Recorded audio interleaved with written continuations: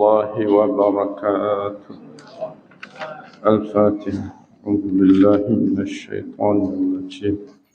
بسم الله الرحمن الرحيم.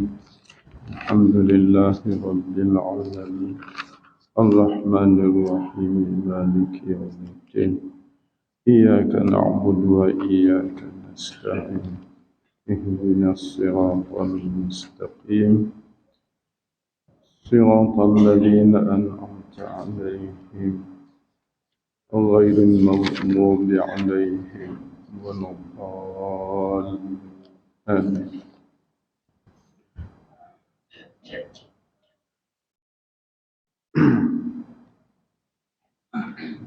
Muslimin muslimat sekalian, hari ini kita rujuk perbincangan kita pada muka surat 45 surah Al-Baqarah, muka surat 45.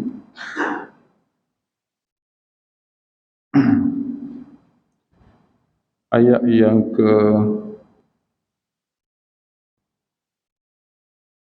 267 sampai 269.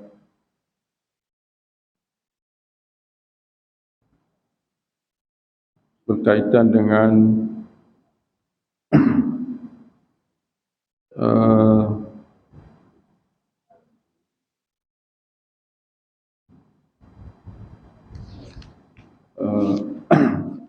infak dan usaha-usaha iblis ataupun syaitan dalam menghalang kita untuk memberi infak. Marilah sama-sama kita baca ayat ini. A'udzu billahi minasy syaithanir rajim.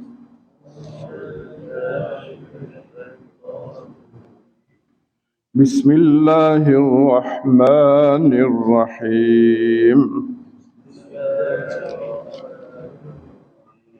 Ya ayyuhalladzina amanu anfiqu min tayyibati ma kasabtum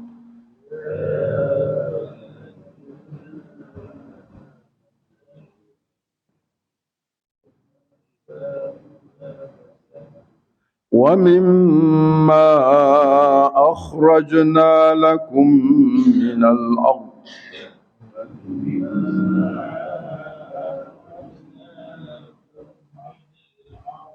ولا تيمموا الخبيث منه تنفقون ولستم بآخذيه إلا أن تغمضوا فيه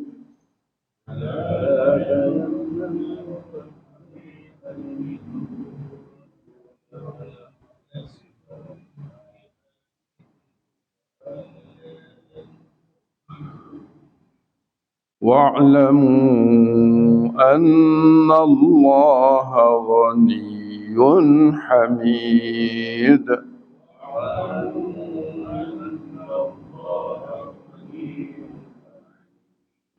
الشيطان يعدكم الفقر ويأمركم بالفحشاء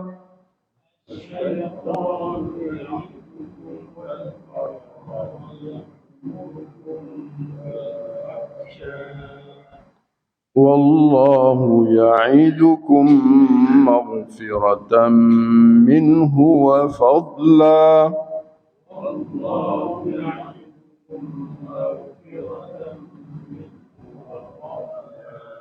والله واسع عليم.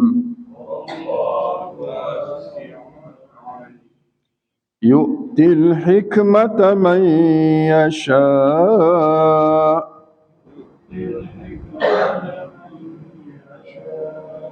ومن يؤت الحكمة فقد أوتي خيرا كثيرا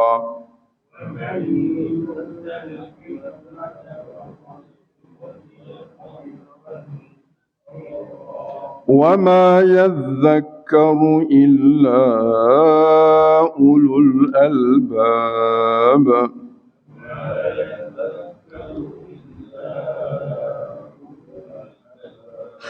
صدق الله العظيم. Alhamdulillah wa bihi nasta'in. Segala puji bagi Allah, kepadanya lah kita minta tolong.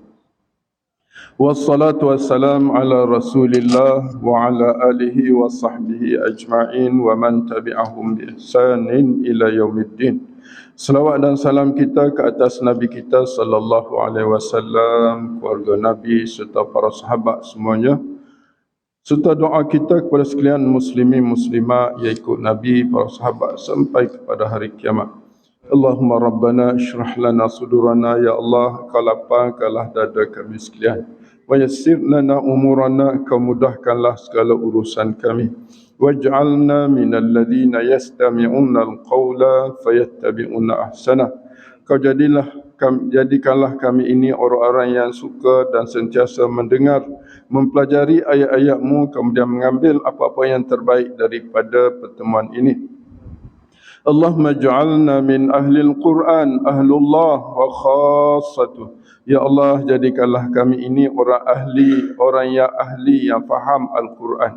Mereka itulah ahli Allah dan orang khas Allah. Allahumma rzuqna as-sakinah wal rahmah wa du'a al-malaikah wa zikrullah fi man indah.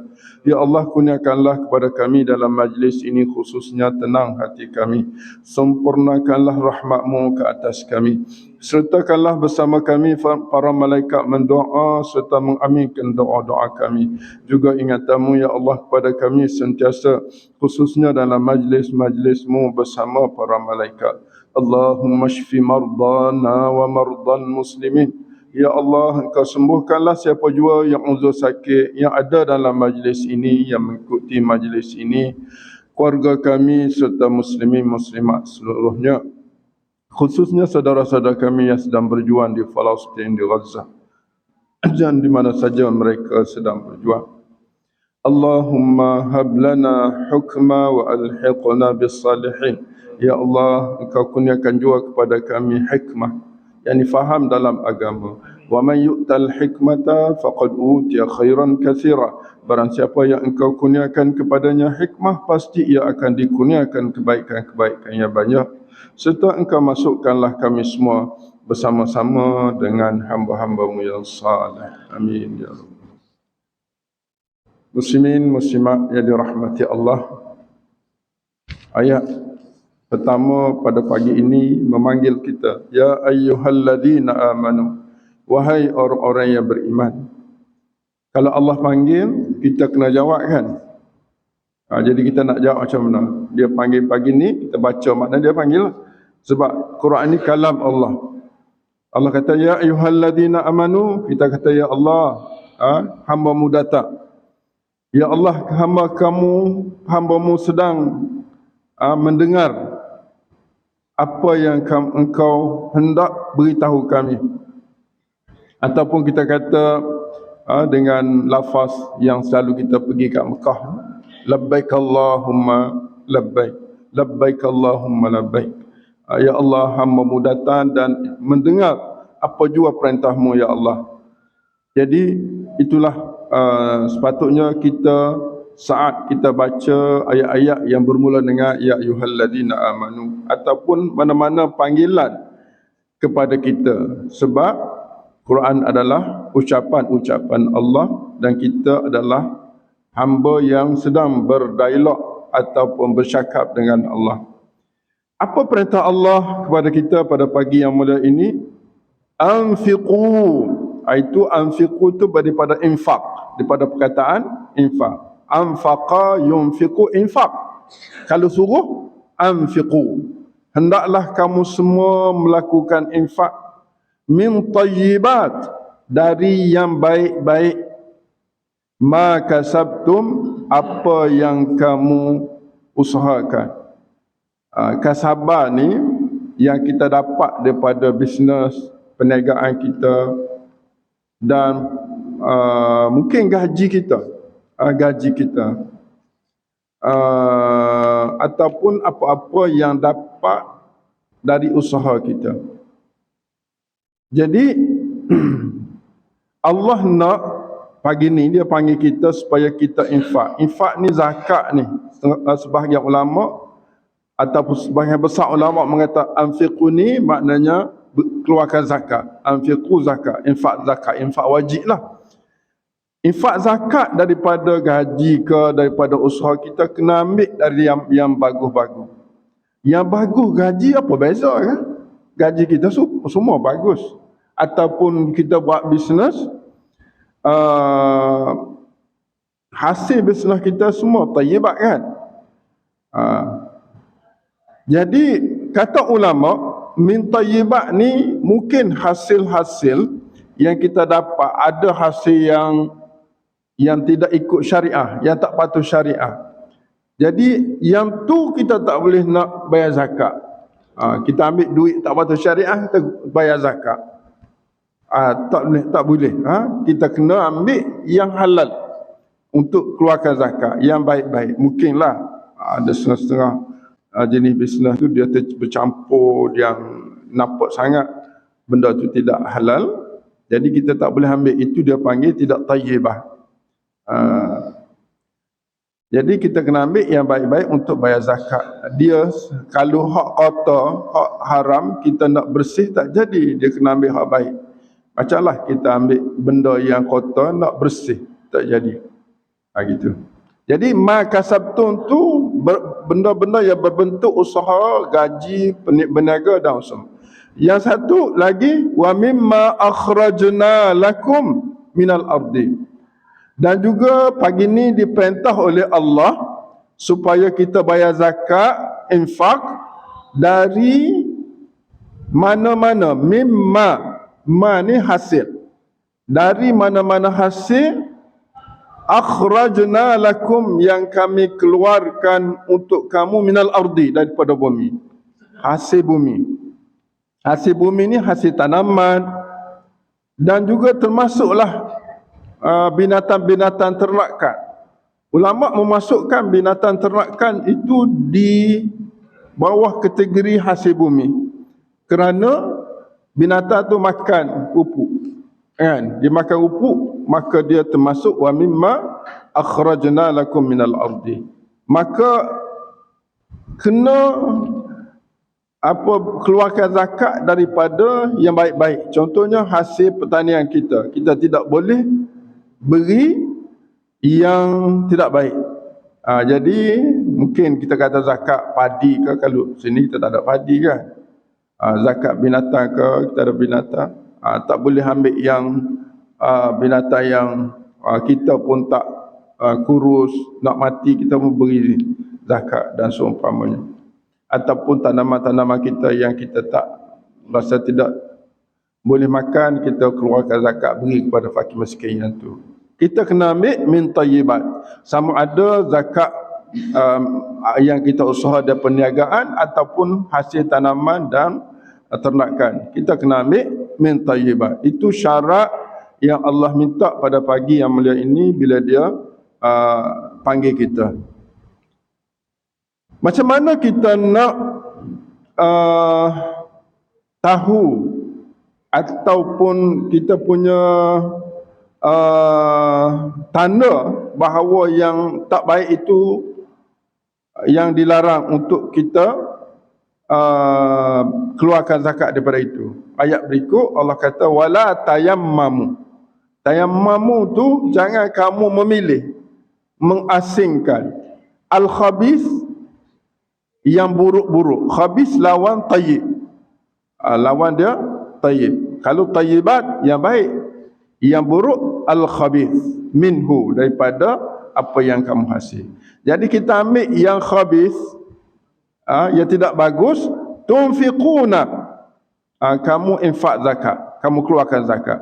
Walastum, dan kamu nak tahu benda tu bagus tak bagus, kamu tengok pada diri kamu. Walastum, dan tidaklah kamu biakhidhihi, menerimanya, mengambilnya, illa an tughmidu fihi, kecuali dengan terpaksa. Tughmidu ni tutup mata.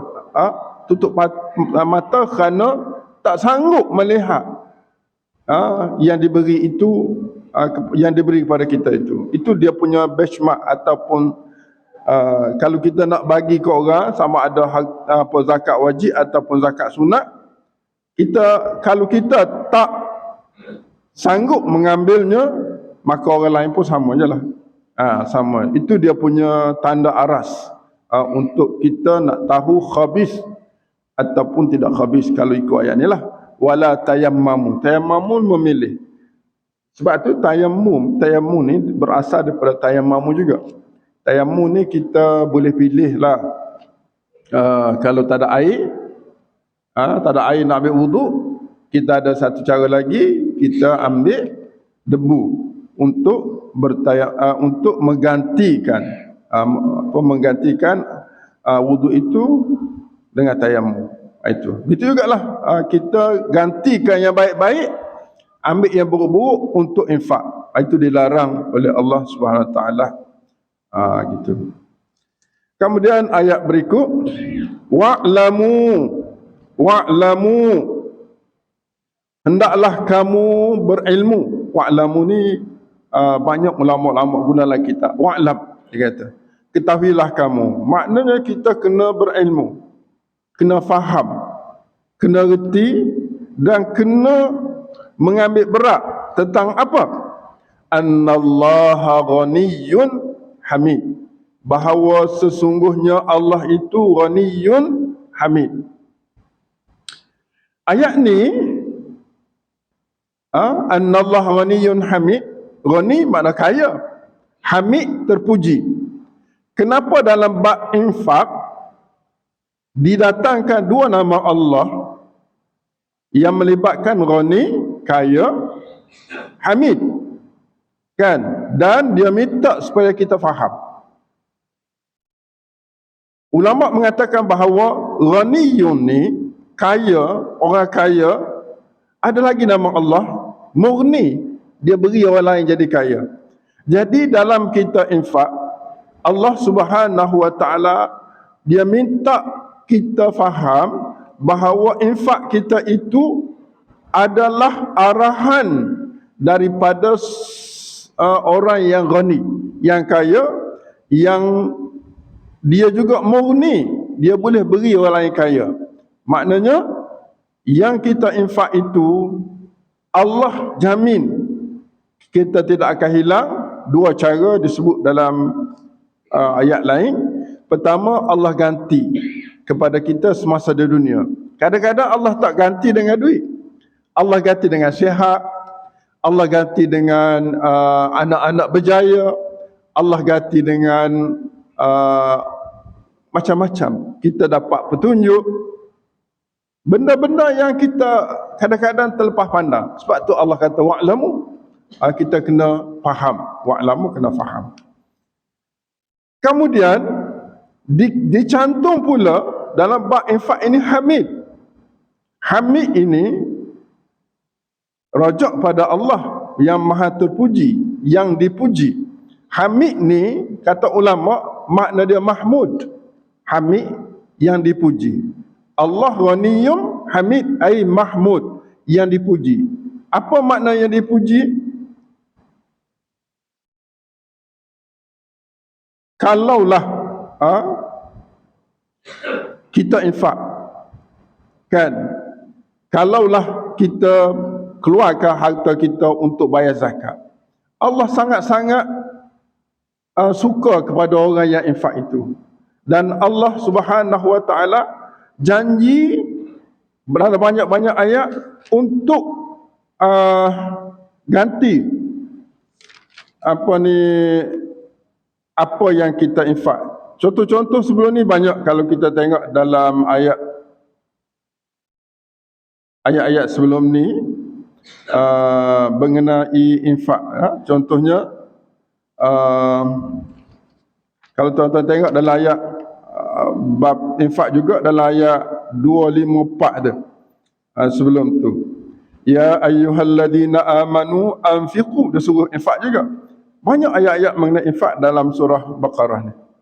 Wahai orang-orang yang beriman, 254 kita tengok, anfiqu mimma razaqnakum min qabli an ya'tiya yaumun la bai'un fihi wala khullah wala syafa'ah. Maknanya ni waktu kena infak sekarang, kata Allah. Wahai orang-orang yang beriman, sama juga dia panggil tadi, infaklah kamu dari apa yang kami beri kepada kamu. Kadang-kadang kita tengok ayat ni secara langsung Allah Subhanahu wa taala campur tangan dalam isu-isu rezeki kita yang kita dapat ni, kan, seolah-olah Allah pinjamkan pada kita, Allah rezeki kepada kita. Mimma razaqna, infaklah, dia suruh infak kan, anfiqu. Tapi dia kata sini mimma razaqnakum, dari apa yang kami beri. Seolah-olah kehidupan kita ini, sihat kita ni, rezeki kita ini adalah kurniaan-kurniaan Allah yang ada hak orang lain. Ada hak orang lain sebahagian daripada hak kita. Jadi Allah beri untuk kita dan memberi tugas kita untuk bantu orang-orang yang berhajat, yang lapang hasnah itulah. Bila kita kena buat ni? Min qabli ayyatiya yaumun. Infak ni kena buat sebelum datangnya suatu hari, masa tu la bai'un fihi, tak boleh tawar menawar dah. Maknanya hari ni, contoh kalau kita kata ulama, yaumun ni ialah yaumul maut, hari kematian. Bila kita mati, tak boleh buat apa dah. Tak boleh nak, kalau kita ada duit, orang kata banyak nak beri, nak infak pun tak boleh dah bagi pihak kita. Mungkin anak-anak anak-anak boleh infak, anak tolong kita. Tapi kalau anak tak buat, tak ada lah kita. Sebab itulah muslimin muslimat sekalian, peranan anak soleh tu penting, kan? Kalau anak kita baik, sebab bila mati kita, idza mata bnu adam inqata'a amaluhu illa min thalathin, kan?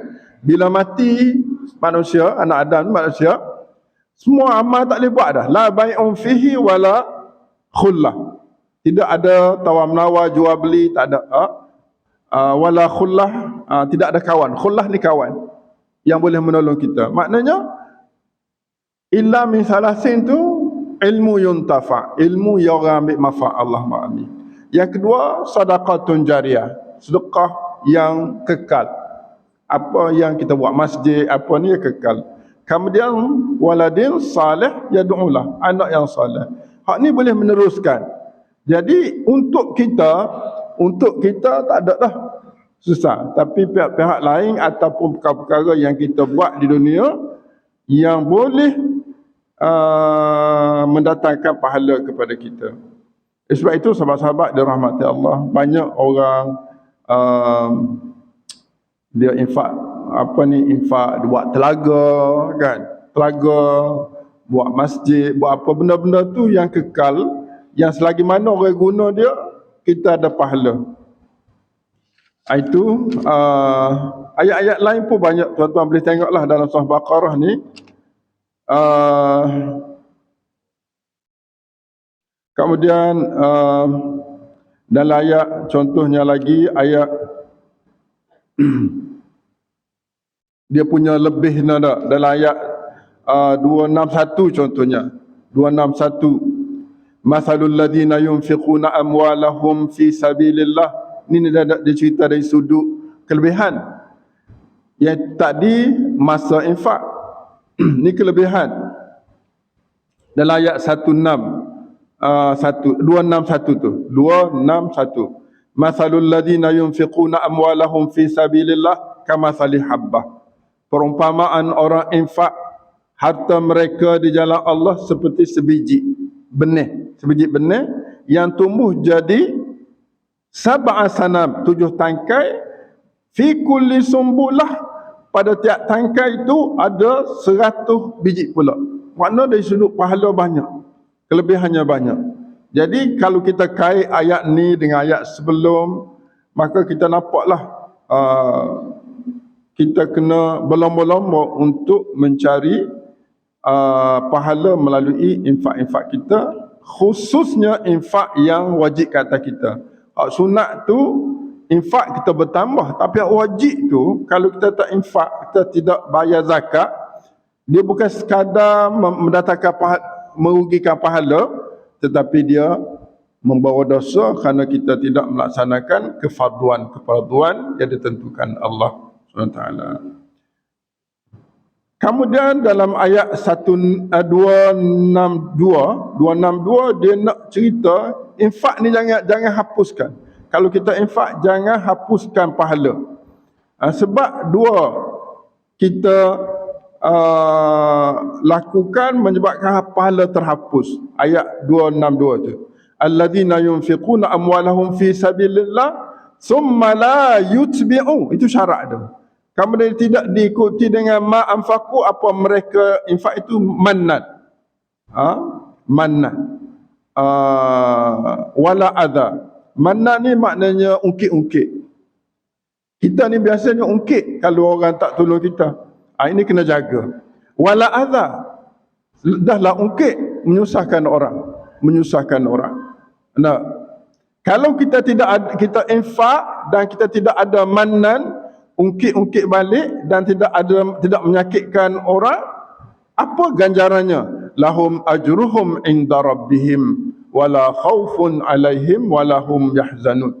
Mereka diberi pahala satu, diselamatkan. La khaufun tu selamat daripada neraka. Khauf azab, takut azab. Ajrum ni pahala. Khauf takut azab. Wahum la yahzanun, mereka tidak bersedih kerana dijamin syurga. Kita tengok ni, dia punya syarat seolah-olah masuk syurga. Kalau kita tengok susunan Allah ni dah. Lahum ajruhum. Mula-mula sekali kena ada ajru. Kena ada pahala. Kita buat apa pun mesti cari kerja-kerja yang banyak datang pahala. Contoh kita mari masjid. Kenapa kita semayang di masjid? Kita boleh semayang rumah kan? Rumah pun sah. Tapi kita mari masjid. Sebab kita kejar ajru. Sebab dengan ajruhum itu dia boleh menyelamatkan kita daripada azab. Wala khaufun alaihim, menyelamatkan kita daripada ketakutan azab yang akan menimpa mereka. Bila azab terlepas, walahum yahzanun, mereka tak bersedih lagi. Tuan-tuan, dalam ayat Quran banyak ayat-ayat betul begini. Pahala selamat dari neraka, boleh masuk syurga. Puncanya infak, puncanya solat, puncanya kebaikan-kebaikan yang kita lakukan. Itu. Jadi kita, oleh sebab itu ayat hari ini, kita kena, kok mana pun kita kena pastikan zakat. Isu yang timbul dalam zakat bagi orang kerja lah. Kan? Kadang-kadang kita,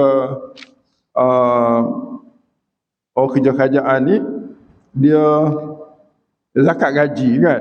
Gaji ni, kalau setengah pandangan ulama, kita kena, kalau kita gaji kita kena kira tiap-tiap bulan. Sebab yaumul hasadi, hari yang kita dapat gaji tu, kita kena bayar tiap-tiap bulan. Kemudian gaji kita terhimpun dalam KWSP atau apa semua sekali tu, bila kita keluar kita kena bayar zakat. Lepas tu anda cek atau bincang beberapa orang sahabat, bila kita keluar KWSP, gaji kita dah bayar kan, kita ambil 55 ataupun 50 tu kita bayar dulu, selesai dulu, bersihkan harta kita itu, bayar zakat. Kemudian sekarang ni kita dah bayar zakat tu, lepas tu kita umur 55 bayar pula hak keluar tu, bersih lagi. Kemudian bila kita tak ambil kan, kita duit pencen kita, macam kami di UAE ni tak ada pencen, jadi duit KWSP. Jadi setiap kita umur 55, kalau kita tak pakai, kita diletak duit kita tu di tempat akaun khas. Akaun khas itu kita sebelum letak situ tu, kita dah bayar semua dah zakat. Nah, adakah bila cukup haul tiap-tiap tahun kita kena keluar zakat balik? Ada dua pandangan. Pandangan mengatakan memang kita kena keluar balik zakat tiap-tiap tahun ikut haul.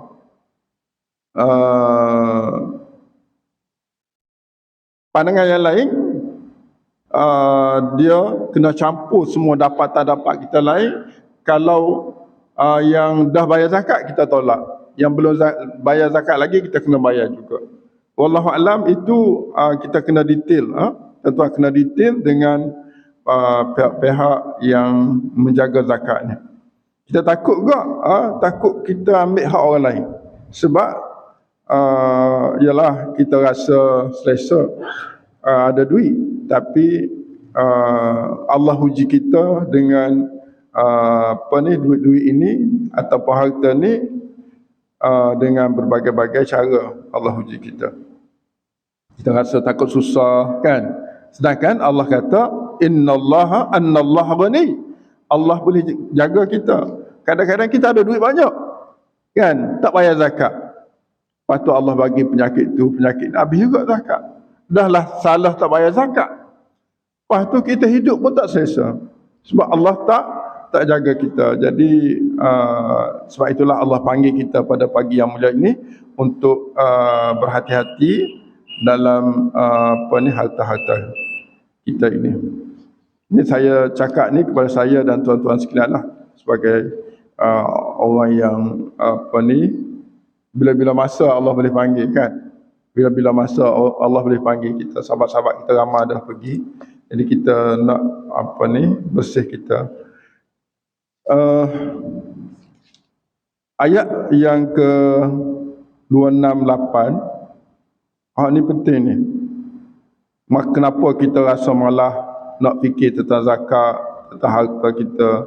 Kadang-kadang kita tak fikir, biarkan gitu. Kita nak mati, kita dekat menuju kepada kematian, kita tak selesaikan harta kita terberi kepada orang yang mungkin melebihi hak yang sepatutnya. Contohnya kita wasiat, habis harta kita wasiat je. Tak boleh kan, wasiat tidak semua. Jadi siapa berperanan kepada kita ni? Kita tengok di sini. Allah kata asyaitanu ya'idukumul faqra wa ya'murukum bil fahsya.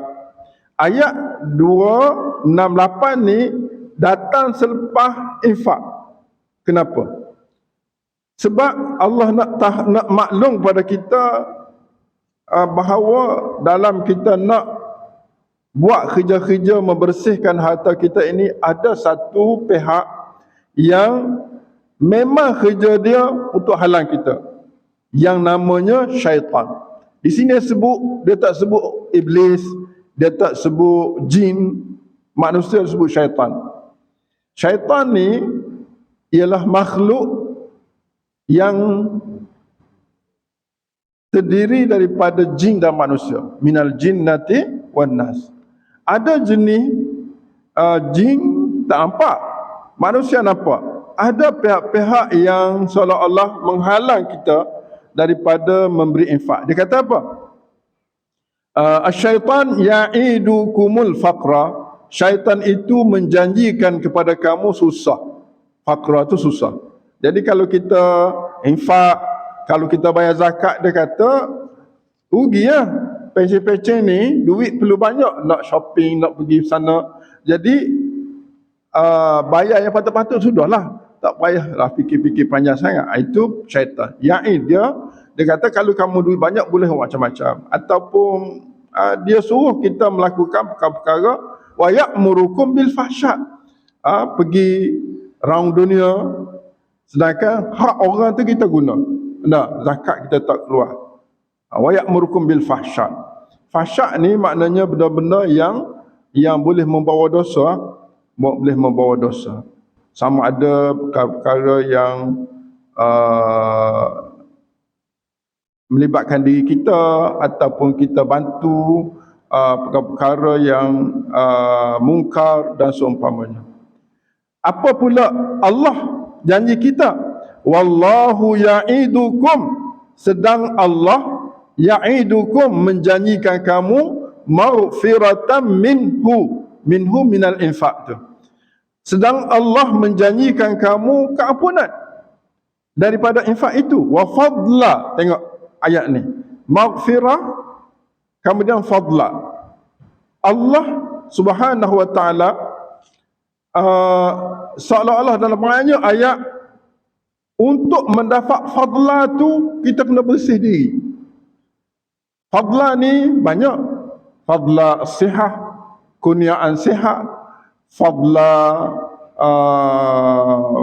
kurniaan yang baik-baiklah pada kita.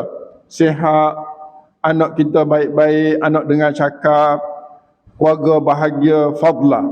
Maknanya untuk mendapat fadla ini Allah mula dengan maghfirah. Seolah-olah zakat yang kita bayar tu, dia membersihkan kita. Bila kita bersih, kita jadi dapat mudah. Rezeki lain pun mudah, anak pun dengar cakap, kita nak mari masjid pun rasa ringan kaki, kita nak tengok orang pun rasa nak maaf. Fadla ni, kurnia-kurnia ni akan datang dengan kita tak ada dosa. Oleh sebab itu kena bersih. Kalau harta dengan zakat, kalau dosa-dosa lain, dosa mata kita, telinga kita, dosa mulut kita, kena istighfar dan sentiasa berhubung dengan sahabat-sahabat. Ada satu perkara yang mungkin saya boleh share dengan sahabat-sahabat sekalian sebelum mati, sebelum kita kembali kepada Allah. Dua perkara kita kena buat. Yang pertama, saya letak pertama dulu, selesaikan masalah kita dengan manusia. Kan? Sekarang ni kita, contoh saya, tahun ni 60, pencen, kan? Pencen ni, sebelum kita pergi happy-happy pergi mana-mana, kita kena cari keluarga dulu. 3 jenis manusia kita kena cari, yang kita rapat dengan mereka. Pertama, keluarga kita. Yang kedua, kawan-kawan kita. Yang 3, jiran tetangga kita. 3 orang ni kita kena cari, kena selesai bermaaf-maafan di mana saja kita berada, supaya bila kita kembali kepada Allah, perkara-perkara yang melibatkan kemanusiaan, dosa pahala kita dengan mereka ini selesai. Adapun kita dengan Allah, yang kedua dengan Allah, kita boleh buat bila-bila masa. Malam boleh buat, di rumah boleh buat, kan? Tapi melibatkan dosa-dosa orang lain, keluarga kita, tanah tak selesai lagi di kampung, kita tinggal, kita tidak selesai. Adakah kita selamat besok? Tanah pusaka tak selesai, adik-beradik duk lahir lagi. Dia kata tidak selesai. Kita kembali pada Allah dalam keadaan tidak selesai. Kita takut, kan? Ada setengah orang kata kita pergi sestakat depan Tuhan, kan? Pakat jawab depan Tuhan, jangan tuan-tuan, jangan. Benda yang tak patut kita bawa ke akhirat seperti ini. Kita ditangguhkan masuk syurga kerana nak selesai isu-isu yang boleh kita selesai di dunia. Oleh itu, masa saya nasihat pada diri saya lah, masa yang terbaki, umur-umur yang terbaki ni, selesai dulu. Selesai dulu, bermaaf-maafan dengan kawan-kawan semua sekali. Bila kita kembali pada Allah, kembali dalam keadaan kita selesai dengan manusia, dengan Allah, bila-bila masa Allah boleh ampun. Oleh sebab itu, sahabat-sahabat yang dirahmati Allah, umur yang ada ni, kita yang ada dalam masjid ni memang umur lebih kurang, kan? Jadi itulah perkara yang perlu kita selesaikan. Kita nak dapat, pertama, Allah ampunkan dosa kita dengan dia, dan Allah ampunkan dosa sesama kita, baru Allah beri fadlah, kurniaan-kurniaan. Dan ingat kata Allah, wallahu wasi'un alim. Allah itu wasi'. Luah apa? Luah kurnia, luah kemaafan dia, luah fadlah. Wasi' ni kita boleh rujuk ayat sebelum tu. Maknanya wasi'ul maghfirah. Kita tengok ayat dah. Wallahu ya'idukum maghfirah. Lepas tu Allah datang pula wallahu wasi'. Allah itu maha luas. Dia tak sebut luas apa. Maknanya kita boleh rujuk perkataan maghfirah dan fadlah. Maknanya wasi'ul maghfirah, Allah sangat terbuka, luas, dia nak ampun bagi orang yang berusaha untuk minta ampun, sama ada dosa dia dengan Allah lagi mudah, dan dosa dia sesama manusia, itu perlu kita kerja untuk bertemu dengan pihak-pihak yang terlibat dengan kehidupan kita. Tapi Allah maha terbuka, dia bagi ruang. Jadi kita ni kena niat dan kita minta pada Allah bagi sihat untuk kami jumpa sesama kami, adik-beradik, keluarga dan juga sahabat handai dan juga jiran tetangga, untuk tidak ada antara kita yang tersangkut. Jadi dengan gitu, kalau kita sekarang ni, contoh kita pencing, kita orang pencing, tak ada, kita ada segala-galanya dah. Tapi bila kita pergi jumpa Allah, Allah kata, jangan, dulu tunggu dulu.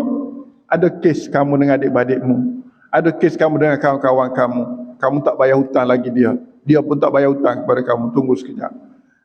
Dengan jiran kamu, kadang-kadang terfikir kita kan, kita duduk dunia happy, masuk dalam alam kubur dan seterusnya, kita terbeban dengan perkara-perkara yang kita boleh hejah pun lah ni, boleh sesat pun, tapi kita tidak cuba ataupun usaha ke arah tu. Jadi benda-benda gini penting, sahabat-sahabat dirahmati Allah. Allah itu maha luas, dia keampunan. Alim dia tahu niat kita, kita nak buat apa, kita rancang apa, Allah Subhanahu Wa Taala alim. Biasanya alim ni dirujuk pada niat kita. Alim dirujuk pada niat kita, dirujuk kepada keikhlasan kita kepada Allah Subhanahu Wa Taala dalam semua kerja. Jadi kita cubalah didik diri kita supaya hati terbuka, tengok sahabat-sahabat kita, tengok adik-beradik kita, tengok jiran tetangga kita, rasa kasih, rasa sayang, rasa nak sama-sama selamat di dunia dan selamat di akhirat. Mudah-mudahan Allah Subhanahu Wa Taala beri keampunan kepada kita, dalam masa yang sama Allah kurniakan kebaikan-kebaikan saat kita berada di dunia. Maka pengorbanan dari sudut apa yang kita dapat perlu dari usaha kita, daripada hasil ternakan kita, perlu kita beri perhatian sangat-sangat supaya kita bersih. Kemudian ayat yang akhir ni kita tangguhlah dulu. Ayat hikmah ni lebih kepada orang yang mencari hikmah.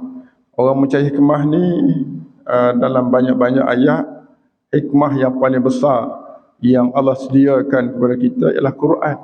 Maknanya seperti mana ana sebut ataupun saya sebut sebelum ni, kalau boleh selepas kita selesai harta kita dengan saudara-saudara kita, sebelum kita jumpa Allah, selepas kita bermahal dengan Allah, kita kalau boleh Quran ni, Quran yang kita miliki ni nak faham semua, kan? Nak faham semua. Kalau boleh kita ada satu kelas khas, bukan kelas bahasa Arab, tapi kelas boleh faham 100% apa yang Allah bercakap dengan kita. Kita kata kita ambil 3 tahun je, 3 tahun cukup untuk kita fokus. Ni pancangan ni bagi orang pencing lah, orang yang umur 50, 60 kan. Dia kadang-kadang kita belajar bahasa Arab nak bercakap tu lain. Kita belajar secara, kita kata macam UAE. Yang saya ni bidang bahasa Arab, saya mengajar 4 tahun. Satu pelajar tu 4 tahun boleh habis kan. Saya nampak perubahan daripada tak erti kepada erti, dan dia boleh cerita Quran, dia boleh jadi alim. Jadi kenapa kita orang pencen ni tak buat satu pendekatan? Nah, masjid kita ni buat satu kelas 3 tahun. Nah, supaya kita jadi alim dalam bahasa Quran ni. Alim dalam bahasa-bahasa yang kita guna dalam ibadat kita, doa kita. Untuk apa? Untuk kita hidup dengan Quran, dan kita faham Quran, dan boleh kita rasa selesa selepas kita mati. Itu pandangan lah. Dan mungkin ini satu realiti yang anda akan buat di waktu yang terbaki yang Allah beri ini, insyaAllah. Jadi muslimin-muslimat sekalian, marilah sama-sama kita berdoa kepada Allah supaya Allah beri husnul khatimah kepada kita, dan kita doa kepada semua sahabat kita yang sedang berjuang di Palestin agar mereka diberi kemenangan oleh Allah Subhanahu Wa Taala. Subhanakallahumma bihamdika asyhadu an la ilaha illa anta astaghfiruka wa atubu ilaik. Wal 'asr innal insana lafi khusr illa alladhina amanu wa 'amilus salihat wa tawassaw bil haqqi wa tawassaw bis sabr.